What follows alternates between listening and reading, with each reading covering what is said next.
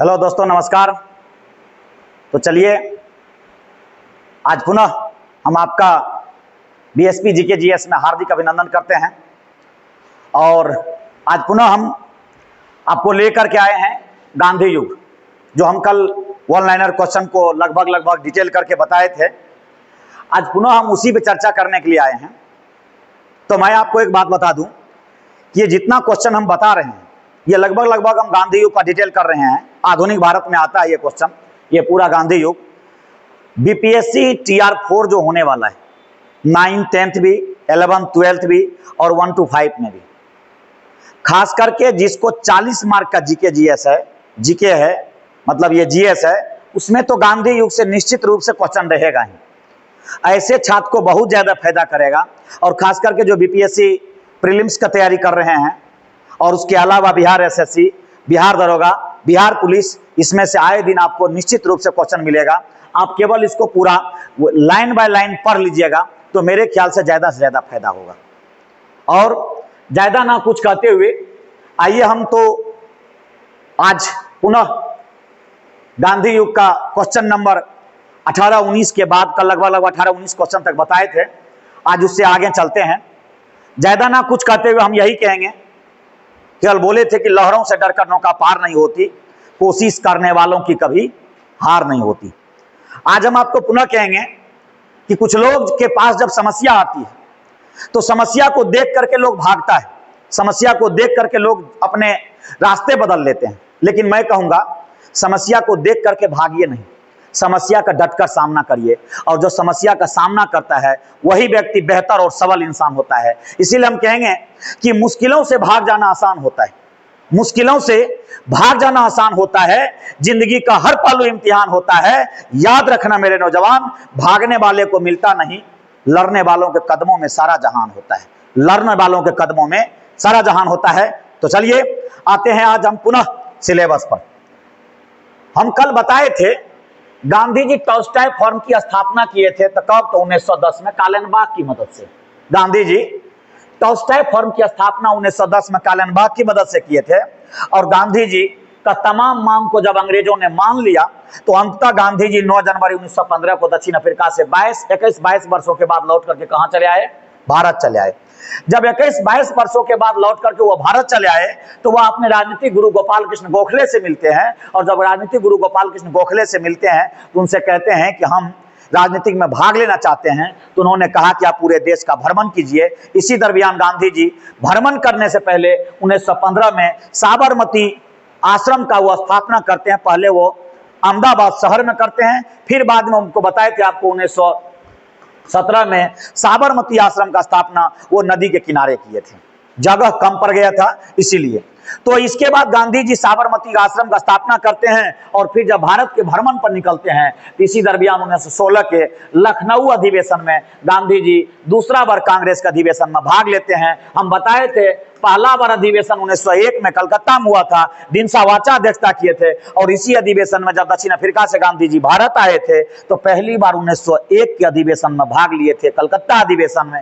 और फिर दक्षिण अफ्रीका से लौट के आने के बाद 1913 के अधिवेशन में गांधी जी दूसरा बार लखनऊ अधिवेशन में भाग लेते हैं। याद रखिएगा, एक क्वेश्चन पूछता है 1916 के लखनऊ अधिवेशन में कांग्रेस, मुस्लिम लीग और गरम दल कब एक हो गया? तो 1916 के लखनऊ अधिवेशन में। क्वेश्चन पूछता है मार्ले मिंटो सुधार अधिनियम जो मुसलमानों को दिया गया था 1909 में अंग्रेजों के द्वारा, उस मार्ले मिंटो सुधार अधिनियम को कांग्रेसियों ने कब स्वीकार कर लिया? तो 1916 के अधिवेशन में ही। पृथक निर्वाचन क्षेत्र जो मुसलमानों को दिया गया था वो 1916 के लखनऊ अधिवेशन में कांग्रेस स्वीकार कर लेते हैं। आइए आगे बढ़ते हैं। गांधी जी बिहार के चंपारण सत्याग्रह में हम बताए थे, कल भी भाग लिए थे 1917 में। इसमें राजकुमार शुक्ल के विशेष आग्रह पर गांधी जी बिहार आए थे। कहां से? तो गुजरात से। इसको बुलाने के लिए जो भेजा गया था वो व्यक्ति का नाम था गणेश शंकर विद्यार्थी। और उसी के कहने पर गांधी जी बिहार आए थे, जो क्योंकि ये लोग लखनऊ अधिवेशन में बातचीत किए थे। फिर हम बताए थे राजकुमार शुक्ल का जो गांव था वो मुरली भरवा था और मुरली भरवा में ही राजकुमार शुक्ल रहते थे, यहीं के रहने वाले थे। और गांधी जी पहली बार बिहार के मुरली भरवा में ही पहुंचे थे राजकुमार शुक्ल के गांव। अब आइए, गांधी जी को राजकुमार शुक्ल अपने गांव में ले गए और बताए थे इन्होंने उस समय में 800 किसानों का फाइल तैयार करके तत्कालीन गवर्नर लॉर्ड चेम्सफोर्ड को वो दिए थे, और लॉर्ड चेम्सफोर्ड ने गांधी जी के उसी आधार पर 2 और व्यक्ति को कमेटी में सदस्य बनाया, और उसके जांच के आधार पर तिनकठिया प्रणाली या गिरमिटिया प्रणाली को खत्म कर दिया गया। कहां से? तो चंपारण से। इस प्रकार गांधी जी को चंपारण सत्याग्रह में एक व्यक्ति था जिसका नाम था बतक मियां, वो प्राण बचाया था, जो हम कल के वीडियो में बताए थे। अब आइए, गांधी जी को किसने कहा महात्मा की उपाधि दिया था? तो अब आइए हम आगे बढ़ते हैं। जब गांधी जी 1917 में चंपारण सत्याग्रह को बिना लाठी डंडा का खत्म कर दिया, ना कोई हथियार, ना कोई दंगा, ना कोई फसाद, बस एक आवेदन के माध्यम से लॉर्ड चेम्सफोर्ड ने तिनकठिया प्रणाली को एक झटका में खत्म कर दिए। और ये आराम से जब खत्म हो गया तो कहा जाता है रविन्द्रनाथ टैगोर, जिन्होंने 1913 में भारत को एक नोबेल पुरस्कार दिया था, साहित्य के क्षेत्र में भारत को पहला बार नोबेल पुरस्कार मिला था 1913 में, और ये साहित्य के क्षेत्र में नोबेल पुरस्कार पाने वाला व्यक्ति भारत का वो पहला व्यक्ति था जिसका नाम था रविन्द्रनाथ टैगोर। इसी गीतांजलि लिखने के उपलक्ष्य में रविन्द्रनाथ टैगोर को भारत रत्न दिया, ये नोबेल पुरस्कार दिया गया था। वही रविन्द्रनाथ टैगोर गांधी जी को जैसे तिनकठिया प्रणाली या गिरमिटिया प्रणाली को खत्म कर दिए गांधी जी, इसी दिन इन्होंने ये पता चला और रविन्द्रनाथ टैगोर ने गांधी जी को महात्मा की उपाधि दिया। जब रविन्द्रनाथ टैगोर ने गांधी जी को महात्मा की उपाधि दिए तो बदले में महात्मा गांधी भी रविन्द्रनाथ टैगोर को गुरुदेव की उपाधि दिए। जब गांधी जी को महात्मा कहा तो रविन्द्रनाथ टैगोर को गांधी जी ने भी गुरुदेव कहा। तो याद रखिएगा, रविन्द्रनाथ टैगोर को गुरुदेव के नाम से भी जाना जाता है। कहा जाता है गांधी जी जब दक्षिण अफ्रीका से आते हैं भारत 9 जनवरी 1915 को जब दक्षिण अफ्रीका से भारत आते हैं तो गांधी जी से अंग्रेज संपर्क करते हैं, और गांधी जी को कहा अंग्रेजों ने, क्योंकि इसीलिए उसका तमाम मांग दक्षिण अफ्रीका में वो माना था, गांधी जी को कहते हैं कि प्रथम विश्व युद्ध चल रहा है गांधी जी, यदि आप हमें प्रथम विश्व युद्ध में सहयोग कर देते हैं तो हम जब जीत जाएंगे प्रथम विश्व युद्ध में तो आपके भारत को क्या करेंगे? आजाद कर देंगे। और जब गांधी जी को कहा कि हम आपके भारत को आजाद कर देंगे तो गांधी जी ने 1915 ईस्वी से ही पूरे देश में लोगों को घूम घूम करके, नौजवानों को घूम घूम के ये कह रहा था कि यदि हम लोग प्रथम विश्व युद्ध में अंग्रेज को साथ देते हैं तो अंग्रेज हमको आजाद कर देगा। इसीलिए देश के नौजवानों ने बढ़ चढ़ के भाग लिया। कई लाख नौजवानों ने प्रथम विश्व युद्ध में अंग्रेज की तरफ से लड़ाई लड़ा, और जब अंग्रेज की तरफ से लड़ाई लड़ा तो प्रथम विश्व युद्ध में अंग्रेज जीत गया। लेकिन वह जीतने के बजाय हमें आज़ादी नहीं बल्कि हमारे यहाँ उन्होंने रौलैक्ट एक्ट लाया। रौलैक्ट एक्ट 1918 में ही प्रस्ताव बना था सर सिडनी रौलैक्ट की अध्यक्षता में, लेकिन वह 1919 में आया। जब रौलैक्ट एक्ट भारत आया तो उससे पहले गांधी जी ने अंग्रेजों को जो बढ़ चढ़ करके हिस्सा दिया, अंग्रेज को जिताया प्रथम विश्व युद्ध में। भारत से लाखों लोग, कई लाख लोग प्रथम विश्व युद्ध में लड़े। किसके तरफ से? तो अंग्रेज की तरफ से। वो नौजवान था जिसमें हम बता देते हैं आपको कि लगभग 1 लाख नौजवान हमारे देश के लोग शहीद हुए। 1 लाख लोग शहीद हुए प्रथम विश्व युद्ध में अंग्रेज की तरफ से लड़ते हुए गांधी जी के कहने पर। वैसे ढेर सारे जो गांधी जी के विरोधी थे, गांधी जी को सेना में भर्ती करने वाले सार्जेंट भी कहा जाने लगा था। जब गांधी जी को सेना में भर्ती करने वाले सार्जेंट कहा जाने लगा तो कहा जाता है गांधी जी के कहने पर लाखों नौजवान अपने प्राणों की आहुति दे डाला प्रथम विश्व युद्ध में, क्योंकि देश जिससे क्या हो जाए, आजाद हो जाए। लेकिन जब गांधी जी ने बढ़ चढ़ के भाग लिया तो अंग्रेजों ने उसके बदले में पुरस्कार दिया। गांधी जी को 1915 में केसरे हिंद की उपाधि से नवाजा गया अंग्रेजों के द्वारा। गांधी जी को 1915 में केसरे हिंद की उपाधि से नवाजा गया, और गांधी जी को जब 1915 में केसरे हिंद की उपाधि से नवाजा गया, गांधी जी काफी सहायता दिए, जिसके चलते गांधी जी को भारत में सेना में भर्ती करने वाले सार्जेंट भी कहा जाने लगा। कहा जाता है जब गांधी जी समर्पण करके दिए लोगों को, तो इसी के याद में हमारे देश में जब 1 लाख नौजवान मारे गए, तो उसी के याद में 1924 ईस्वी में इंडिया गेट जो वर्तमान समय में दिल्ली में है, यह बनकर के तैयार हुआ। 1921 में बनना शुरू हुआ और यह 24 में बन के तैयार हुआ।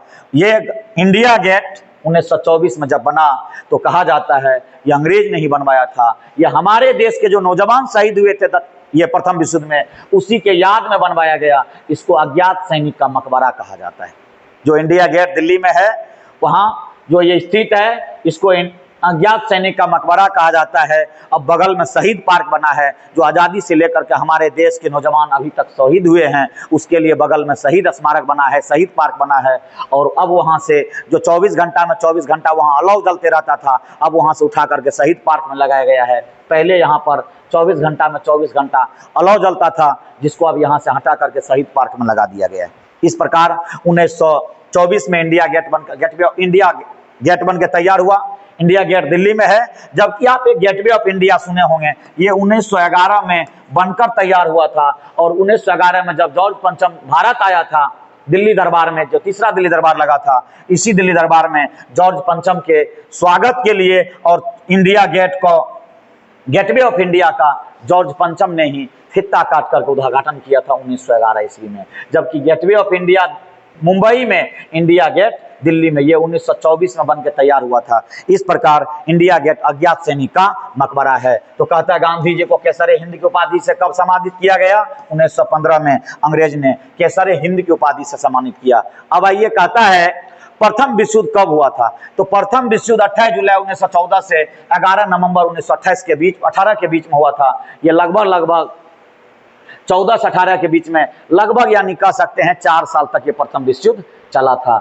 ये मामला है एक आर्कड्यूक फ्रांसिस फर्डिनेंड और उसकी पत्नी सोफा मारी थी, इसी की हत्या हो गई सरायजेवो में, और सरायजेवो हत्याकांड के नाम से उसको जाना भी जाता है। इसी के कारण धीरे धीरे 1 महीना बाद ये अमेरिका के राष्ट्रपति ने उसको बचाने का प्रयास किया, लेकिन अंत में नहीं बच पाया और 1 महीना बाद प्रथम विश्व शुरू हो गया 28 जुलाई को। और इस प्रकार 11 नवंबर 1918 तक चला और 1918 में फिर अंग्रेज ही जीत गया। प्रथम विश्व युद्ध में हम लोग काफी बढ़ चढ़ के साथ दिए थे उसको। कहता है गांधी जी, इसके बाद अब गांधी जी दक्षिण अफ्रीका, ये बिहार से पुनः ये चले जाते हैं गुजरात। और जब गुजरात जाते हैं तो गुजरात में गांधी जी को पता चलता है कि वहाँ किसान सब आंदोलन कर रहा है। जब किसान का आंदोलन के बारे में गांधी जी को पता चला तो गांधी जी ने किसान आंदोलन में भाग लिया, जो खेरा में हुआ था। और इस दरमियान गांधी जी ने किसान आंदोलन में जब भाग लिया तो वहाँ पर लोगों का उपज नहीं हुआ, उसके बावजूद भी ये लोग अंग्रेज मांग रहा था। तो गांधी जी जब जाने के बाद वहाँ भाग लेते हैं तो गांधी जी जब पता करते हैं तो पता चला कि कुछ लोग का उपजा है और कुछ लोग का उपज नहीं हुआ है। तो गांधी जी ने यहाँ पर अंग्रेजों से कहा कि जो कर देने के लायक हैं उसी से लें और जो देने के लायक नहीं है उससे नहीं लें। इस प्रकार गांधी जी 1918 में ये खेरा आंदोलन में भाग लिए और गांधी जी का ये आंदोलन भी सफल हो गया। यानी 1917 का चंपारण सत्याग्रह और 1918 का खेरा आंदोलन भी सफल हो गया। जब खेरा आंदोलन गांधी जी का खत्म समाप्त हो गया और इसके बाद इसी बीच में अहमदाबाद शहर है गुजरात में, और यहाँ पर ढेर सारा लेबर मजदूर सब टेक्सटाइल लेबर यूनियन, यानी ये कपड़ा के फैक्ट्री में काम करते थे। अहमदाबाद मिल मजदूर आंदोलन हुआ था 1918 में। और जब गांधी जी को ये पता चला तो पता ये चला कि अहमदाबाद के जो मिल मजदूर था, ये मिल मालिक का नाम था अंबालाल साराभाई। मिल मालिक का नाम था अंबालाल साराभाई। अंबालाल साराभाई मिल मालिक का नाम था।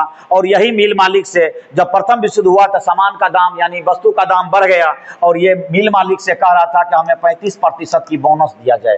ये मिल मालिक देने के लिए तैयार नहीं था और वहां पर मजदूर सब ये धरना दे रहे थे। ये बात गांधी जी को पता चला और गांधी जी मजदूर से जाके मिले, बोला कि आप लोग जारी रखिए, हम भी आएंगे और यदि आपका बात नहीं मानेगा तो हम अनशन करेंगे। गांधी जी यहाँ आकर के 15 मार्च के बाद ये अनशन में बैठ गए। और जब गांधी जी अनशन में बैठे तो अम्बालाल की एक बहन थी अनसुईया साराभाई, तो ये दोनों गांधी जी के साथ में, ये अनसुईया साराभाई भी गांधी जी को समर्थन दिए, जो कि अंबालाल साराभाई की बहन थी। और जब 1918 में 15 मार्च को ये बैठे तो कहा जाता है 18 मार्च तक में ये अंबालाल साराभाई ने आकर के गांधी जी के मांग को मान लिए और उन्होंने जो मजदूर का मांग को उठाया, ये मांग अंबालाल साराभाई मान जाते हैं। और इसके बाद मजदूर खुश हो जाता है और अंबालाल साराभाई जब मान जाते हैं तो ये खुश हो जाने के बाद गांधी जी का अहमदाबाद मिल मजदूर आंदोलन भी क्या होता है, सफल हो जाता है। जब गांधी जी का अहमदाबाद मिल मजदूर आंदोलन भी सफल हो जाता है तो कहा जाता है 1918 में गांधी जी का अहमदाबाद मिल मजदूर आंदोलन, 1918 में खेरा आंदोलन और 1917 में चंपारण सत्याग्रह। जब 3 आंदोलन गांधी जी का सफल हो गया, गांधी जी का हौसला अब बढ़ चुका था। अब वो कोई भी आंदोलन करके भारत में अपने आप को निखारना चाह रहा था, अपने आप को देश लेवल का नेता बनाना चाह रहा था। इसी बीच में गांधी जी अहमदाबाद मिल मजदूर आंदोलन में भाग लिए थे।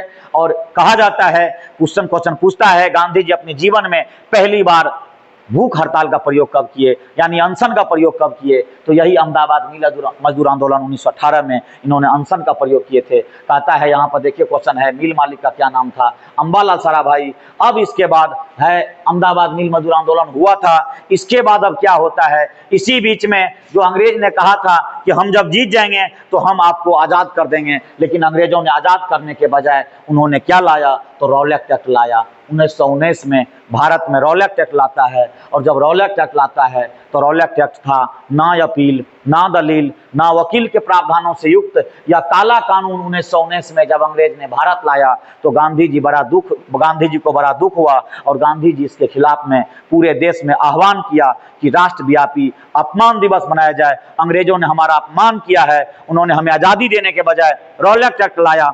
रौलट एक्ट का मतलब था ना अपील, ना दलील, ना वकील के प्रावधान से युक्त, यानी जब किसी व्यक्ति को पकड़ लिया जाएगा बिना कहे, बिना कुछ के कारण का, उसको पकड़ के जेल में बंद कर दिया जाएगा, और जेल में बंद कर देने के बाद ना वह व्यक्ति ये वकील कर सकता है, ना वह व्यक्ति अपील कर सकता है, और उस पर कोई सुनवाई नहीं होगा। जब तक चाहेगी अंग्रेजी सरकार उसको जेल में रख सकती है। ये जब रौलट एक्ट आता है तो रौलट एक्ट का जो आया था, ये सर सिडनी रौलट की अध्यक्षता में आया था। Rowlatt act sir Sydney Rowlatt की अध्यक्षता में आया था, और जब रौलट एक्ट भारत आया तो पूरे देश में उसके खिलाफ में खिलाफत दिवस मनाया गया। कहता है जब गांधी जी के कहने पर ये अमृतसर में दो कांग्रेसी नेता था, एक का नाम था सैफुद्दीन किचलू और एक का नाम था डॉक्टर सतपाल। एक का नाम था सैफुद्दीन किचलू और एक का नाम था डॉक्टर सतपाल। ये दोनों गांधी जी के आह्वान पर वहां पर नेतृत्व कर रहे थे, और जब गांधी जी के आह्वान पर नेतृत्व कर रहे थे तो कहा जाता है वहां पर अंग्रेजों ने इसको गिरफ्तार करके जेल में डाल दिया। जब जेल में डाल दिया तो फिर कांग्रेसियों के पास संकट आ गया कि वही व्यक्ति अमृतसर में अधिवेशन होने वाला था 1919 में अमृतसर में, और उस व्यक्ति को जब गिरफ्तार कर लिया गया तो गिरफ्तार कर लेने के बाद अब वह व्यक्ति को जब तक छुड़ाएगा नहीं तो फिर सम्मेलन वहां होगा कैसे, अधिवेशन होगा कैसे, क्योंकि अधिवेशन चंदा से होता था। गांव-गांव में लोग घूम करके चंदा करते थे, जिस राज्य में होता था, जिस क्षेत्र में होता था। इस प्रकार सैफुद्दीन किचलू और डॉक्टर सतपाल को छुड़ाना कांग्रेस का बहुत बड़ा योगदान था, इसीलिए कांग्रेसियों ने इसको छुड़ाने के लिए वहां पर धरना प्रदर्शन और रोड जाम करने लगा। जब ऐसा करने लगा तो कहा जाता है वहां का जो पुलिस कप्तान था वो जनरल डायर था, जनरल ओ डायर था। जनरल ओ डायर जो था वो थोड़ा शांत ब्रांड का था। कहा जाता है ये 6 अप्रैल को कहीं कहीं मिलेगा, राष्ट्रव्यापी अपमान दिवस मनाया गया जिस दिन इसको गिरफ्तार किया गया था, लेकिन 9 अप्रैल को ये जनरल ओ डायर के जगह जनरल आर डायर को वहां पर नियुक्त किया गया। ये थोड़ा क्रूर बैंड का था। कहा जाता है जब 9 अप्रैल को जनरल आर डायर को नियुक्त किया गया, general R Dyer O Dyer की अपेक्षा बड़ा ही गुस्सैला था। वह समझिए तो बहुत ही अंग्रेज के लोग भारतीय लोग पर बेरहमी से पीटता था, इसी कारण से इसको लाया गया। बड़ा उग्र विचार का था। 9 अप्रैल को लाया और लोग लगातार वहां पर सैफुद्दीन किचलू और डॉक्टर सतपाल को छुड़ाने के लिए अनशन आंदोलन धरना प्रदर्शन कर रहे थे, लेकिन इन्होंने क्या किया, और इसी बीच में लोगों ने आह्वान किया कि 13 अप्रैल को जलियांवाला बाग में सभी लोग आइए और सैफुद्दीन किचलू और डॉक्टर सतपाल को छुड़ाने का आंदोलन करने का एक प्रस्ताव तैयार किया जाएगा। और जैसे 13 अप्रैल को काल बैसाखी का पर्व होता है पंजाब में, काल बैसाखी के दिन वहां पर्व के दिन ही सभी लोग मेला देकर, वहां मेला लगता है धूमधाम से पंजाब में, क्योंकि गेहूं का खेती वहां खत्म हो जाता है। उसके बाद वहां पर यह काल बैसाखी का पर्व लगता होता है। उस मेला देख करके जब लोग जमा हुए जलियांवाला बाग में, सुबह में जब शुरुआत में कुछ लोग आया उसको लौटा दिया गया, लेकिन जब लोगों की भीड़ आने लगी तो फिर सोचा जो होगा देखल जाएगा, आइए आप लोग बैठक होगा। और बैठक जब होने की बात हुआ तो जनरल ओ डायर ने जनरल आर डायर ने पहले ही घोषणा कर दिया कि बैठक नहीं होगा, लेकिन उसके बावजूद भी वहां के नेताओं ने बैठक किया। और 13 अप्रैल 1919 को जैसे ही जनरल आर डायर को पता चला कि बैठक शुरू हो चुकी है, वो अपने बटालियन के साथ, अपने पुलिस फोर्स के साथ जलियांवाला बाग हत्याकांड के जलियांवाला बाग के पास पहुंचता है। और जैसे देखा तो चारों बगल से पहले दीवार पर उन्होंने अपने पुलिस फोर्स को चढ़वा दिया। कुछ लोगों को लेकर के गेट पर खड़ा हो गया और वह माइक लगा करके आवाज देता है कि आप ये 3 मिनट के अंदर बाग को खाली कीजिए। जैसे लोगों ने सुना और देखा चारों बगल से, कहा कि नहीं तो चारों बगल से आपको देख लीजिए पुलिस फोर्स तैनात है, आपको भून दिया जाएगा। लोग में अरफा तरफी मच गया, और जब लोगों में अरफा तरफी मच गया तो कहा जाता है लोग भागने लगे, और जैसे तरफ गेट की तरफ भागे लोग को वही गेट की तरफ गोली से मारना शुरू कर दिया, और चारों तरफ से अंधाधुंध गोलियां चलना शुरू हो गया। कहा जाता है, सरकार का आंकड़ा है कि 1600 राउंड गोली चला, और सरकार कहना है 389 व्यक्ति ही मारा गया।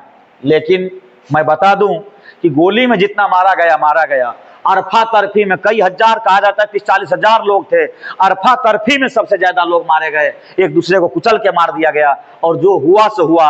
उसके बाद जब चारों बगल से गोलियां चल रही थी तो बीच में कुआं था, लोगों को लगा कि शायद ये कुआं में फांग जाएंगे, दो लोग को तो लगा कि हम कुआं में फांग जाएंगे तो बच जाएंगे, लेकिन कुआं में जब फांगना शुरू होता है तो कहा जाता है इतना कुआं में लोगों ने फांगा कि कुआं ही भर गया, और बहुत ज्यादा लोग की हत्या हुई जलियांवाला बाग में। 13 अप्रैल 1919 को यह घटना होता है, और जनरल आर डायर ने यहां गोली चलाने का आदेश दिया, और कहा जाता है 13 अप्रैल को यह घटना घटा, कई हजार लोग मारे गए। सरकार कहती है 389 लोग मारे गए, कई हजार लोग मारे गए अरफा तरफी में, कुआं में दब करके। इस प्रकार 13 अप्रैल 1919 को जलियांवाला बाग हत्याकांड हुआ था, और इसी के बाद ये जनरल आर डायर यहां से भाग करके इंग्लैंड चले गए, और इंग्लैंड चले जाने के बाद कहा जाता है जो इंग्लैंड चले गए तो उसके बाद कभी, अभी थोड़ा शॉर्टकट में बता रहे हैं, कभी जब पूरा डिटेल से पढ़ाने का अवसर हम शुरुआत कर रहे हैं, अब ये धीरे धीरे पूरा डिटेल का वीडियो बना के डालेंगे। अभी थोड़ा शॉर्टकट में आपको बता रहे हैं कि ये 13 अप्रैल 1919 को जब जलियांवाला बाग हत्याकांड हुआ तो ये रॉयल एक्ट के जो आने वाले थे, वो जो गोली चलवाया था, नाम था जनरल आर डायर, वो भाग के इंग्लैंड चले गए, और इंग्लैंड जाकर के 1940 में उधम सिंह ने इसको गोली मार दिया। जो क्वेश्चन पूछता है उस पर ज्यादा फोकस कर रहे हैं। 1940 में उधम सिंह ने वहां जाके गोली मार दिया, और कहा जाता है उधम सिंह को इंग्लैंड में ही पकड़ के फांसी दे दिया गया।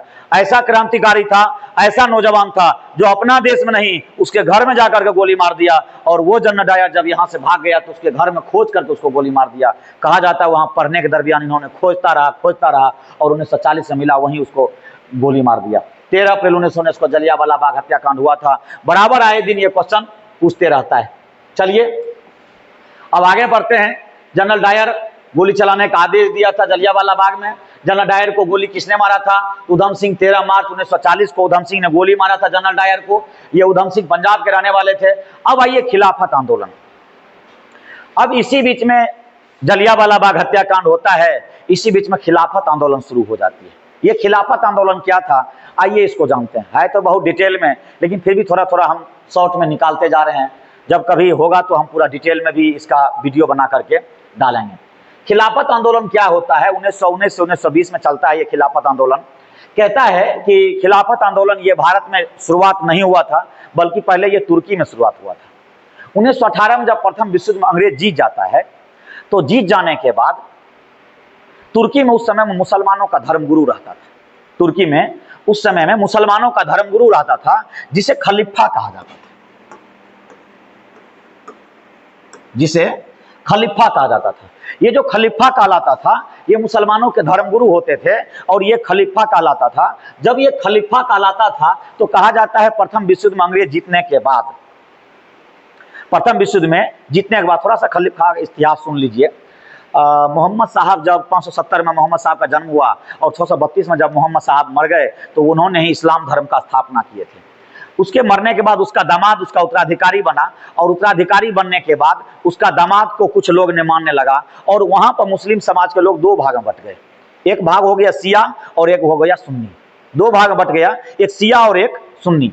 कुछ शिया हो गया और कुछ सुन्नी हो गया। तो जो मोहम्मद साहब के दामाद के बात पर, अली के बात पर चलने लगा, वो शिया कहलाया, और जो मोहम्मद साहब के कहे गए वचन को मानने लगा, वो सुन्नी कहलाया। तो ये शिया और सुन्नी, कुछ लोग कहते हैं कि आजकल के जमाने में नहीं, जो अंग्रेज औरंगजेब के कहने से, उसके डर से ये मुसलमान बन गया, वो सुन्नी है, और जो पहले से मुसलमान है वो शिया है। नहीं भाइयों, ये लोग व्हाट्सएप यूनिवर्सिटी से पढ़ा हुआ है, इसीलिए इन लोगों को इतना जानकारी है। उन व्हाट्सएप यूनिवर्सिटी वाले पर ध्यान नहीं देना है। तो आइए, खलीफा का पद जब मोहम्मद साहब के दामाद भी, अली भी मर गए, उसके बाद ये व्यवस्था खत्म हो गया, और मुसलमानों में एक धर्मगुरु हुआ जिसका नाम रखा गया खलीफा।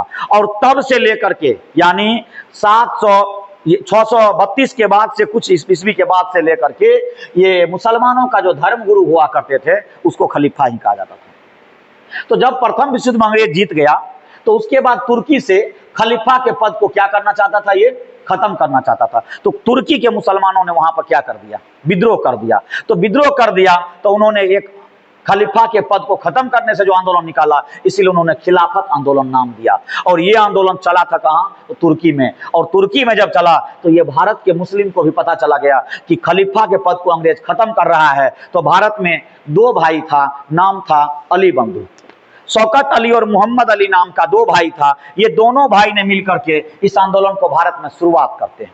और जब ये आंदोलन को शुरुआत करते हैं, इसी आंदोलन के दरमियान ये दोनों भाई मिलकर के जब ये आंदोलन की शुरुआत करते हैं तो दोनों भाई मिलकर के पूरे देश में आंदोलन को धीरे धीरे चलाया। और जब धीरे धीरे ये चलाया तो गांधी जी को भी पता चला, और गांधी जी को लगा, क्योंकि इसके दिल और दिमाग में पहले से था कि हम देश स्तर का एक आंदोलन चलाएंगे जिसका नाम होगा असहयोग आंदोलन, नॉन कोऑपरेशन मूवमेंट। इसीलिए गांधी जी को लगा कि अभी यदि मुसलमान को समर्थन कर देते हैं तो आने वाला भविष्य में मुसलमान भी हमें समर्थन करेगा असहयोग आंदोलन में। इसीलिए गांधी जी ने असहयोग आंदोलन में समर्थन करने से पहले, समर्थन लेने से पहले गांधी जी मुसलमानों को खिलाफत आंदोलन में समर्थन दिया और गांधी जी भाग ले लिए। और भारत के हिंदू से भी कहा कि आप लोग भी खिलाफत आंदोलन में बढ़ चढ़ के भाग लीजिए। और गांधी जी को ये लोगों ने, यानी दोनों भाई ने मिलकर के खिलाफत आंदोलन का अध्यक्ष बना दिया।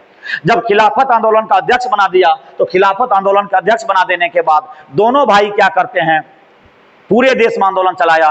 देश में हिंदू और मुसलमान दोनों मिलकर के गांधी जी के आ जाने के बाद, अध्यक्ष बन जाने के बाद गांधी जी ने और मेहनत किया। जब और मेहनत किया तो ज्यादा से ज्यादा हिंदू लोग आए और हिंदू और मुसलमान मिलकर के पूरे देश में पूरा जबरदस्त आंदोलन चलाया। और ऐसा आंदोलन चलाया, ऐसा आंदोलन चलाया कि अंग्रेज को भारत के इस आंदोलन से झुकना पड़ गया।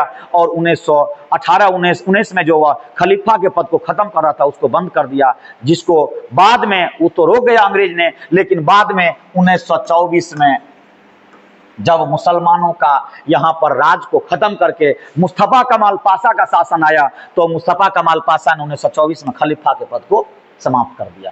तो कहा जाता है जब खिलाफत आंदोलन चल रहा था तो पूरे देश में ये 17 अक्टूबर 1919 को खिलाफत दिवस के रूप में मनाया, बड़ा जोर शोर से आंदोलन चलाया। पूरे देश में आंदोलन एक जन आंदोलन के रूप में आ गया। गांधी जी इसी आंदोलन दरमियान कहते हैं कि आने वाले 100 वर्षों में भी हिंदू और मुसलमान में ऐसा एकता देखने को कभी नहीं मिलेगा।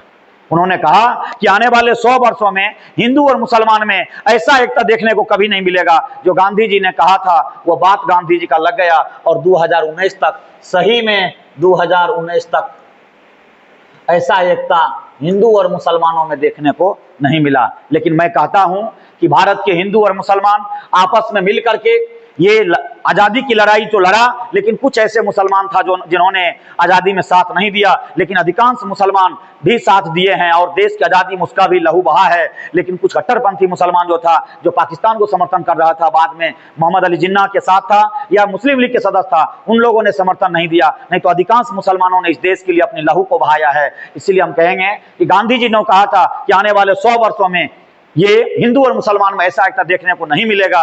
तो इसीलिए मैं कहूंगा कि किसी ने कहा है कि जर्रा को चट्टान बना दे या अल्लाह, जर्रा को चट्टान बना दे या अल्लाह, बहसी को इंसान बना दे या अल्लाह, हिंदू मुस्लिम एक थाली में खाए, ऐसा हिंदुस्तान बना दे या अल्लाह, ऐसा हिंदुस्तान बना दे या अल्लाह। हम आपस में लड़ेंगे, झगड़ेंगे, देश कमजोर होगा, देश विकास नहीं कर सकता है, देश आगे नहीं बढ़ सकता है। इसीलिए देश में भाईचारा के माध्यम से हम सबका कर्तव्य बनता है। क्या भगत सिंह इसी दिन को देखने के लिए शहीद हो गए कि हम आपस में हिंदू और मुसलमान हमारे देश के आपस में लड़ेंगे जब हमारा देश आजाद होगा? नहीं भाई, उन्होंने जब वो शहीद हुआ तो उनका कहना था कि हम ऐसा भारत देखना चाहते हैं, हम मर जाएं, हमारे जैसे जैसे हजारों नौजवान शहीद हो जाए, लेकिन मेरा उद्देश्य है कि जब देश आजाद होगा तो हर हाथ को काम मिले, हर पेट को भोजन मिले और हर सर के ऊपर छत हो। लेकिन आजादी के 76 साल बीत जाने के बावजूद भी आज बड़ा दुख के साथ कहना पड़ रहा है कि आज भी हजारों लोगों को नहीं बल्कि देश के 80 करोड़ लोगों को 5 किलो राशन पर आज 5 किलो राशन के लिए लाइन लगना पड़ रहा है। भाइयों बहनों, ये देश की तरक्की नहीं, ये देश का विनाश का ये समय है, क्योंकि हम लोग राशन के लिए लाइन लगने के लिए जाते हैं और राशन के लिए मारामारी हो रहा है।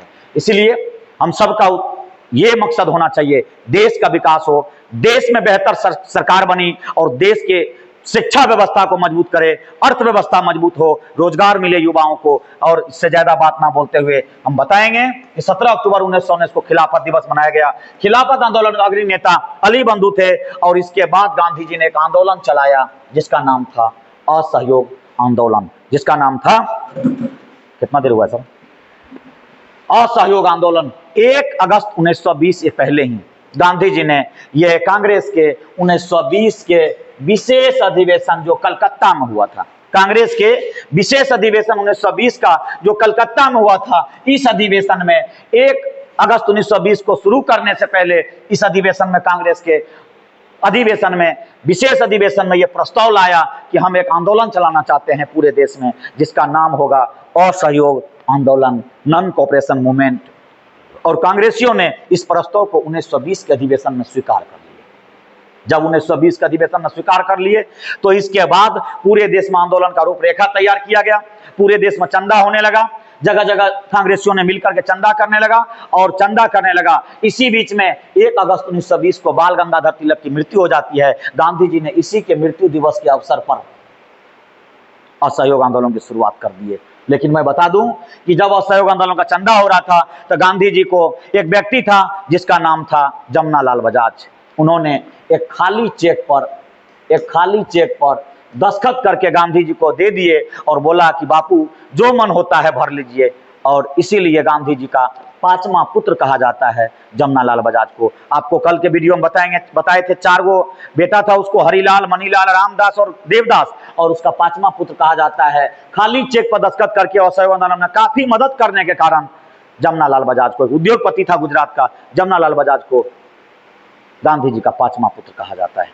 और इस प्रकार गांधी जी इसी चंदा होने के बाद लगभग 6 महीना के दरमियान 1 करोड़ से भी ज्यादा चंदा हो गया। उस समय में जब 2 पैसा 4 पैसा लोग चंदा देते थे। और इस आंदोलन को गांधी जी ने 1 अगस्त 1920 को शुरू किया।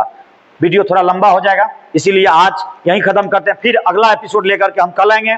जय हिंद, जय भारत, जय युवा।